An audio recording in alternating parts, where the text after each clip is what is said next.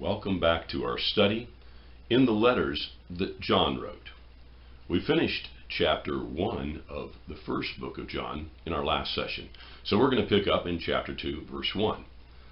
It's a very interesting chapter because we find out the role of Christ in our lives, especially when it deals with sin. And it's very, very important that we grasp who Jesus is to us as we read this. Verse 1 says, "My little children, I am writing these things to you so that you may not sin." In other words, John says, I'm writing to you so you can grow in your faith and not sin. Because we as Christians sin. We sin when we're not Christians. It's part of the unfortunate problem that we are in a human body that is decayed with sin. That's not an excuse, it's just the definition. And so when we sin, we can be forgiven because we ask to be forgiven. And that's what we read in our last chapter, when very simply when John said, if we ask God, He's faithful, and He's just, and He's righteous, and He forgives us. Just as simple as it gets. We don't have to jump through hoops.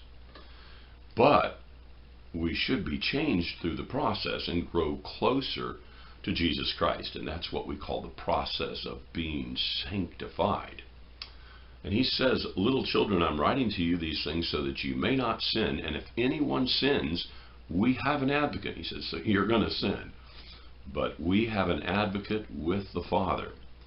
And that is interesting because he wastes no time in naming him. He says, Jesus Christ, the righteous.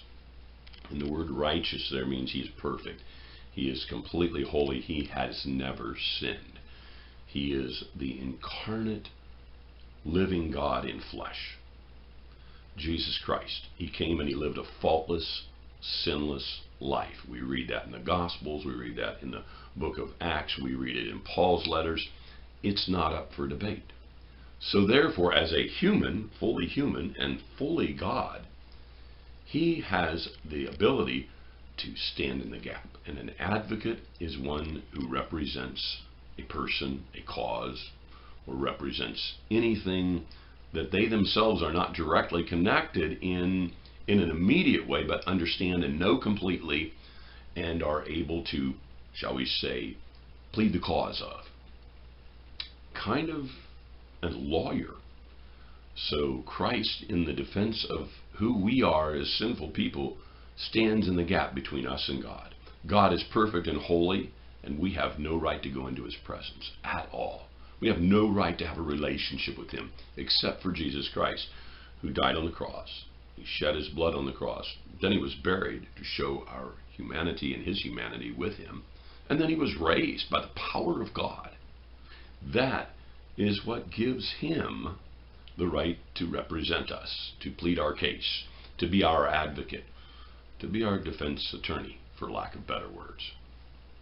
When we accept that and we know that, we have come to the place where we realize the importance of not sinning. And that's a process in all of our lives. No one ever stops completely sinning, and that is the problem. But it is also the process by which we draw closer to Christ if we learn from our sins and we're willing to, shall we say, progress in our faith and become more like Christ, that sanctifying process. It's very important that we get that. Knowing who Jesus is. He's that lawyer, that advocate, that representative that stands in the gap between us and God because He paid the price for us and for our sins. We'll pick up in verse 2 in our next lesson.